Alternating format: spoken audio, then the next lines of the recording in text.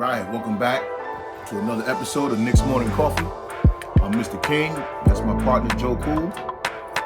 All right, so today we're going to talk about a couple of things today. Just a little bit about the Knicks point guard situation and with some of their options. Some of the shooting guards that are in the draft that could come in and help us right away. And then we're going to talk about a little bit about the good, the bad, and the ugly of signing Derrick Rose. All right, but first, everybody, please like, comment, subscribe, and hit the notification bell. So what's up, Joey? Stuff is starting to get close to the draft. You know me at this point, I can't decipher the rumors with what the Knicks are saying. So yeah, I'll leave it up to you now. This is what I normally come downstairs to ask you 50 million questions about what they're trying to do. So right now, I still feel like it's not the Knicks saying stuff. So yeah, it's funny how you people taking a little bit of tidbits of like some of Thibodeau's interview when he was at the combine or things like that. People trying to take and cipher together, but I'm almost more too on the wait and see and the speculation, because I remember just real quick, I remember last year, I kept saying I like Tyrese Halliburton, right? Mm-hmm. And then you listen to all the shows and they just killing him, right? But my eyes was telling me that this guy is a point guard, right? Mm-hmm. That could make things happen, and he can shoot. Mm-hmm. And then what does he do? He go out and win all first team, all rookie first team. Mm-hmm. So sometimes you just can't go by what somebody say. I mean, you listen to the person, including myself, and then you look them up for yourself, and because your eyes don't lie, So sometimes you got to trust your own instinct, whatever basketball knowledge you got, and go with that. Because you listen to everybody else sometimes, and these be the experts, and it be the other podcasts, it be everything. People just don't know. Same thing with Sadiq Bey. I've only heard one person praising him last year. And look what he turned out to be. Turned out to be a really good player. Same thing, first team all rookie. So sometimes you got to trust your own gut. You look up enough footage and you see how they play in big games against other big people, and then you make your own determination. But I like to bring information, but don't take my word as law, even though I think I'm right. But all right, our point guard situation. Here's just a few choices that we would have, to try to rectify this thing. Now check this out. One thing nobody talked about, and it's just a consideration, right? Do we stay home on our point guard situation? Because we have Luka Vidoza. So do we stay home and give him a chance, right? Do we take the risk that this guy that we went out and got, towards the end of the season could be the answer to our problems? How much about him do the Knicks you think really know? They knew enough to try to bring him over here before the playoffs because they wanted him for the playoffs. Or they used them to stick somebody else and not let them get him. We don't even know why. We really don't even know why we got him. Yeah. Is he that good to get him at the end of the year like that? The footage I seen, I seen some bright spots, but I didn't see nothing that, with a combination of people that we had, that would have made a difference. The only difference I think could have made is that it would have been hard for the other teams to scout him because they haven't seen him. So that would have been an element of surprise. But how much time would he have really gotten in Tibbs' system that late? But that's just that's just an option that could be thought of because he is on our roster. Okay, the other one is, do we add to the youth movement and do we go after Florida's guard, Trey Mann, who to me seems like he's going to be an excellent guard in this league. And especially the way we play, it seems like he would add a whole lot to our team. But again, we already got a lot of young players. So, what do we do there? Are we building for the future still, or are we still trying to move forward with this thing? But Trey Mann is somebody that, everybody need to check out, because this dude, he can ball. he can flat out ball. I mean, for the guard and two guard situation, I say just draft draft that or draft young. I mean, they could do multiple things, so it doesn't really. Because you got D Rose, that's almost like insurance. Quickly, they're good at point guard for a little bit. And then if you got the foreign dude, now you got pieces to move around. Now it's not only do you trade these players, you can trade the foreign dude. I mean, he might not like that, but I mean, those are the options. And then the other option is, do we go all in for Dame? No. You know what I'm saying? But that's I seen that's realistic on the table. Yeah, so I just seen like 2 or 3 posts, like just now that said all 3 said, do we build the Knicks around Dame? So everybody's just basically saying, do you want to start all over? Well, I mean, twofold. One could be, well, we're gonna get more into that when we get into the good, the bad, and the ugly. But one could be that you're trying to really build on what you do next year. So we'll get into that one in a little bit later. Yeah, you just know how I feel about that. Like if the Blazers been building around him. I hold that though. We jump back into that one. We're gonna get back to that. All right, this one. I said we're gonna stay every week with, because we're getting closer to the draft. So we're gonna try to stay with first what was out there, because just to try to get a feeling of what the Knicks was thinking or what people thought the Knicks was thinking. And so I was just trying to go back the past few weeks and pull the old articles leading up. And, then at least you can try to get some type of determination of what type of player the Knicks would go after. So last week we talked about the 4 or 5 guys that they said that could come in and help the Knicks at any position. Well, this week I went back to an article from a week ago, and from USA Today. This was Josh Benjamin, and he talked about the 5 shooting guards, the top 5 shooting guards that can help the Knicks right away. So we're gonna go over them, and not to say that you agree or disagree with all of them, but we're here. So we'll start with number 5. Josh Christopher out of Arizona State. Now this one, they said he's a R.J. Barrett clone, but that coach would love him. Then I don't get that one. I mean, as good as much as we love R.J. and as much as R.J. bring to the team, we don't need another R.J. Right? So where would that help us in terms of right away? We kind of got junkyard dogs, but we need guys that can score also. RJ he's not known as a scorer. He's known as a guy that can get buckets, but he's not really known as a scorer. So that one I didn't totally agree with. Again, I don't like to dismantle somebody else's opinions, but I think I didn't really get that one. And then also looking him up and checking out some of his bigger games, he's a good player. Don't get me wrong, but when you say help right away, then you're talking about a guy you could plug in and that's it. So, all right, number 4 is James Bucknight out of UConn. So it's a great shooter. We already know about him. He come in, he's probably starting. He's probably averaging 20 right out the gate.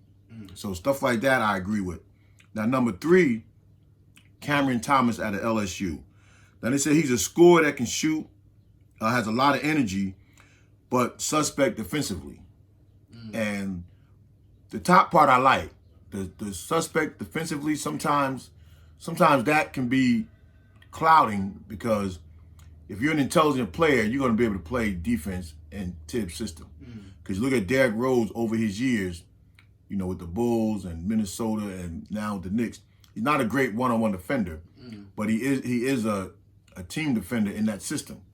So he ain't worrying about nobody like getting by him, because he's going to shuffle you to the help. It wasn't like Randall was playing too great of defense neither. So. Right. But they play, the team defense, they funnel you to the help. Yeah. So I could see something like him.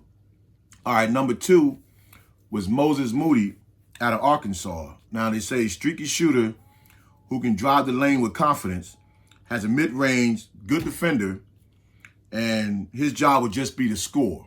Now that's what we talking about. A guy that come in, you just come in and you flat out get buckets. So we find a 2 guard like that, even though we have RJ, because RJ can fluctuate between the 2 or the 3, but we gotta get 20 more points in this starting lineup. Now is the draft the way to go get it?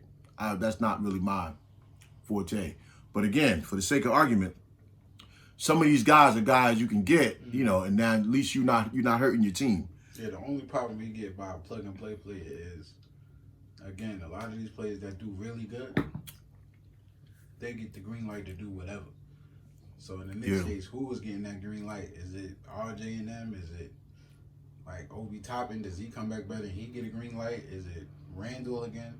Like, the person that's the only problem. Yeah, that's why we don't know. That's why I think the Knicks are quiet, because I don't even think they fully know what they doing, because we don't see no rumor. They didn't do no trade. They didn't do no.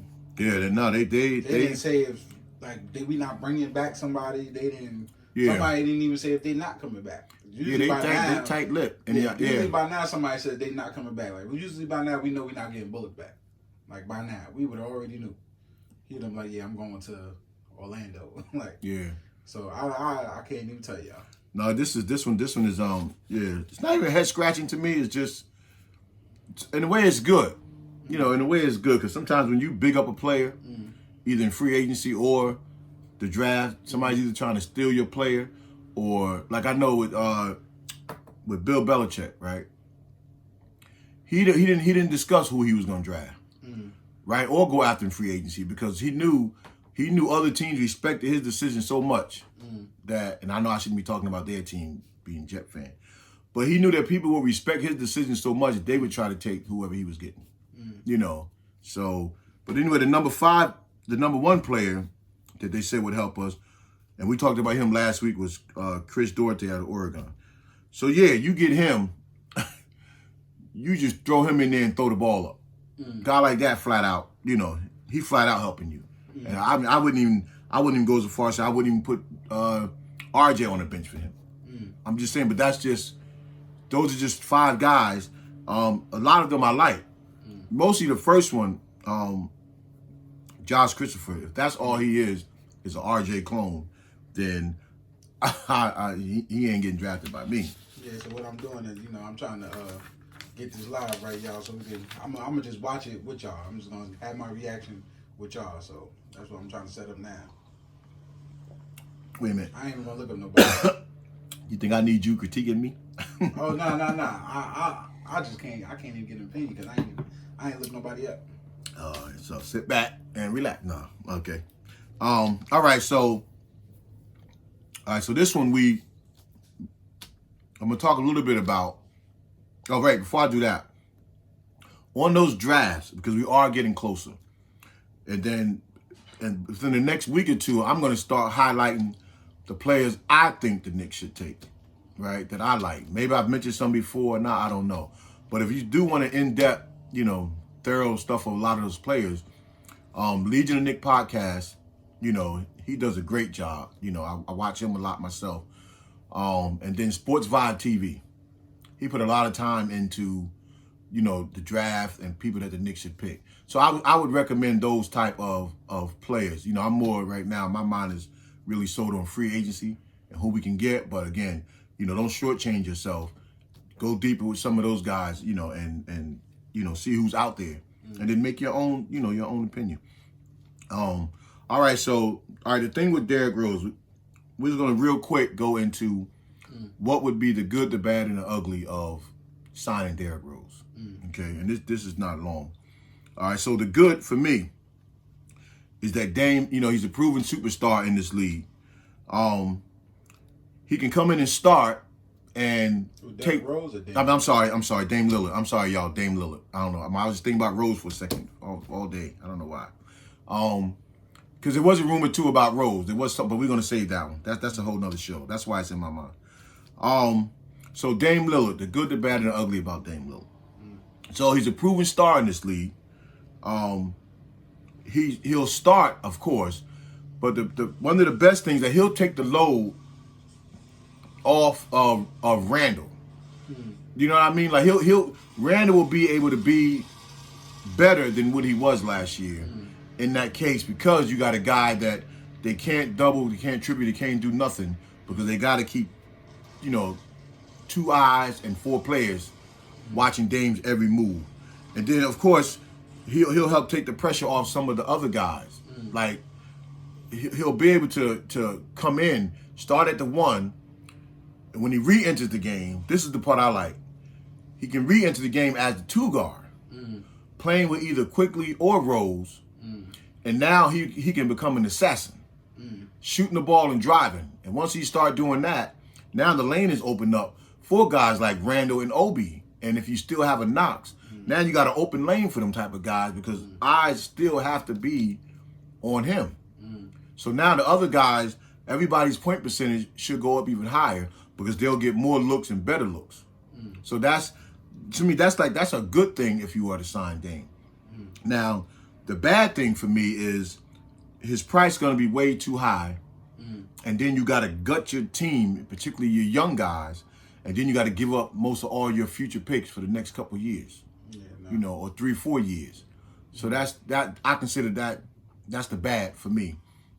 Now the ugly is if we get him and he feels like he's the savior, and he already take mostly 50% of his shots over there in Portland. So what percentage of that are you going to take here with the Knicks? And the other ugly part is that we get you, and then all of a sudden we lose everybody else because your price is too high, and now we only got you. So those are just 3 things that I was looking at that, what do we really do with this Dame situation?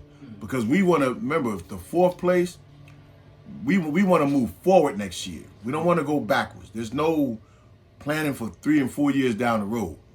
Right now, we could be good for a long time. And then I'm going to give you an example real quick of how we're supposed to be good for a long time. We put together a team, even if our star players, I'm not saying they got to be hurt, but even if they're off, say they off for 3 or 4 games, your team is still good enough to squeak out wins. You just can't be Randall got to get 30, 35, RJ got to get 20, 25, Derek and Quigley got to come in and give you 15. No, we should be able to, a real solid good team can win. One, they can win if their stars out a game or 2, they can still win. Then 2, you can win even if your guy is off for a game 2 or 3 and don't have his, have his rhythm. You're still good enough to overcome that. So that's why I always reference back to the 80s Lakers and the 80s Celtics. One man could go out and you still can hold it down for a while. It's not like you just dead in the water till they come back. And that's what's happening with a lot of these teams now. The star player go out and then they just wiped out. What happened to the Lakers, that's just ridiculous. What was going on with Milwaukee, they had a good game with Giannis out leading up. But if your star player's out and you're just a whole totally different team, then you're technically not a real good team, as far as winning championships. Yeah, I would say that's what probably saved Milwaukee, the Suns, and Atlanta towards the stretch. Because when Trae Young was hurt, somebody else just stepped up out of nowhere. When Chris Paul went down, somebody else stepped up. Yeah. Same thing with Devin Booker and Giannis. I think he was out for a game or 2. Somebody else stepped up. Like somebody random. It was like, it's my turn. Yeah. And that's what you need. And that's what I keep saying. That's why the Dame Lillard, that's all the points right there. You get Dame. Yeah. You ain't worried about quickly coming off the bench because he might not even beat it. So. But that's the beauty of those teams. Even when you're talking about like with Phoenix, those teams that do that. Now listen, those teams that do that, it's the player. Of course, we know it's Devin Booker but it's like what Cameron Payne and them guys is doing. It's the position. They just moving the ball around and the scorers are scoring. And when I was watching the game the other night, I was thinking about Fizdale. Fizdale was trying to institute positionless basketball, right? Remember, all he was preaching. And really, this is what you're starting to see more of this year. Yeah. It's like guys are coming in, and regardless of their height and size, they're plugging you in, and you just running up and down the court, and you playing like you're on the playground, and you just playing ball, regardless of who's out there. And you look at, too, how even with the Clippers, the way they was mixed and matching with their team, they was technically, besides the point guard at times, they was putting out everybody that was about between 6'7" and 6'9". So Fizdale, he saw something where the league was going. I think he just didn't have the chance with management because they was on that youth movement and saving money and draft picks. he didn't have the chance really to coach that team the way I think he really would have. Yeah, but I think it's easier with the stretch 4 and 5. When you don't have, I think it was it the Rockets that tried to do just straight small ball? They had no bigs out there. Yeah. Or well, again, but that's the positionless basketball that people are trying to play. But I feel like once you get that stretch 4 or 5, right, it's positionless basketball because they can maneuver like a point guard. Mm-hmm. Giannis, to me, that dude is like center size. He can play what, the 1? Yeah. Majority of the time when he's playing like the 3, like I don't even know what position he's playing. He bringing the ball. I know. Well, he's plugged in. He's plugged in as the power forward. But that's what I'm saying. But he basically played the point guard. That's what I'm saying. He's bringing the ball up. They got a point guard on the court. The center sometimes smaller than him. Like unless Lopez is out there. Yeah, Lopez is shooting threes. It's not even like Lopez down there bodying people. Yeah, but that's what people are doing when they, they talking about now. I think was that Stephen A. When they not Stephen A.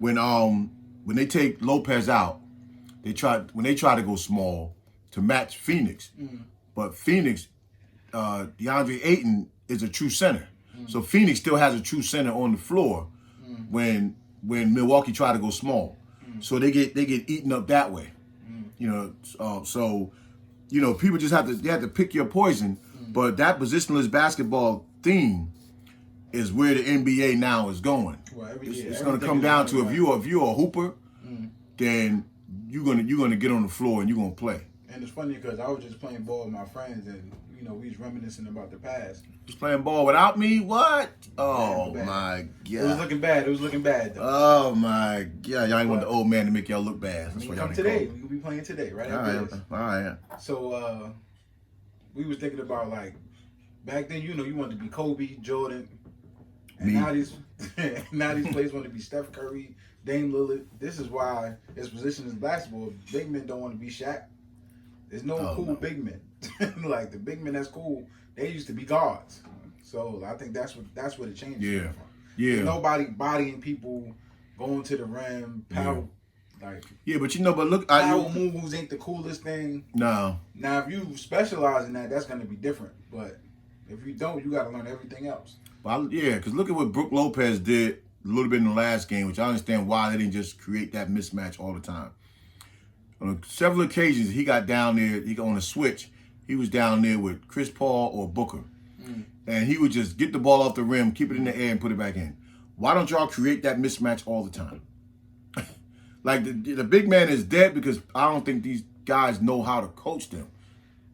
Yeah, because what you're going to do with a guy that's a true center, who still can shoot, mind you. But remember, they like to run. So when a team likes to run, when the center gets the ball, they not. All right, but at the end of the game, when you down certain points at the end of the game, and you mean I can get a mismatch every time with somebody 6'4" or smaller on me? I mean, just the rhythm of the game, when you see it getting away, maybe running all the time ain't it. Yeah, but if they tell you allowed to shoot 3-pointers from half court, you're going to wait for the big man, you're just going to pull it. That's why you down 0-2. I ain't saying you out of it because Phoenix took care of home court. They did what they were supposed to do. Different though. I'm not even, because Giannis bowling, I don't think that's not.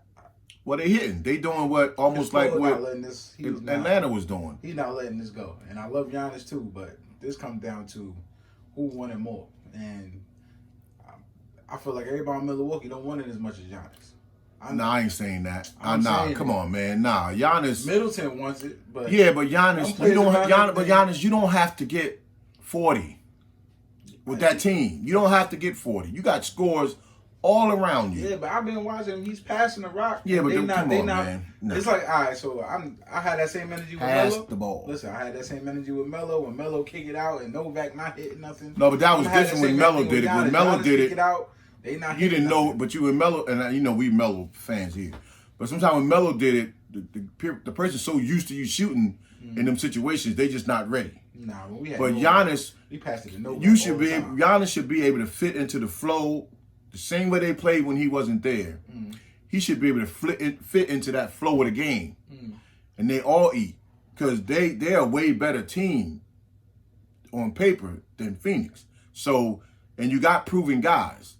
I'm not putting it all on Giannis. I'm just saying you don't got to come in and take over a game like that, because you got guys that's capable of, you know, Drew Holiday, Middleton, and even when throwing Lopez, you got guys that can do what they do. You know, Lopez was a former All-Star in this league. You can at least run some plays through him. Lopez, I'm not mad at for a stretch. Lopez, I feel like he's doing what he's supposed to do. Yeah, but run the plays through Middleton and let Giannis still be on the floor. Run the plays through Drew and let both them guys still be on the floor. Now, how do you guard them? But if Giannis is the one with the ball, and that's a whole NBA overall. Look, give me that team. We should talk about that. That's a whole. I put Giannis right here for a few minutes. Sit right here. I might tell him sit way over there. Now, get over there. You ain't gonna play team basketball all the time. Yeah, it's gonna be a time we're gonna need you to go off as our superstar, but we don't need that all through the game. I don't need 40 from you, you know, unless you're just making all the shots that come back to you. You know, the ball got to come back around to you to shoot so much, and that's something that Chris Mullin used to tell Hardaway. You know, Hardaway come down and freak him and do all his stuff, but you know, Chris Mullin would tell him, you know, come down, pass it. If it comes back around, do your thing. That's got to be the same attitude sometime with Giannis. You know, just can't come down and say just because I could get a point. What if you don't get it? Now you're throwing everybody else off. Yeah, that's all. Like I said, that's the whole NBA. But they still capable of winning the championship. But right now, it's not looking good. Situation look bad, you know. Devin Booker out here looking. He come to the game fly. Listen, and he flying the game. He's not playing. Devin Booker will probably get the MVP, which he will deserve. But I'm telling you right now, this is Chris Paul. Everybody said it looks this is Chris Paul. I mean, it's split right there. Come down to who you like more. And I'm talking about Devin is the. I like Chris Paul. I like Giannis. I like Booker. Look, Booker was doing that last year. I'm a Knicks fan. It is what it is. This is Paul. Right now, Suns are putting on the show. A great show. All right, people. So just remember to like, comment, subscribe. Check out some of the draft picks for yourself. But again, keep an eye on free agency because I think something big is brewing. You're gonna watch them with us. Hey, there you go. All right, everybody, be safe. Peace.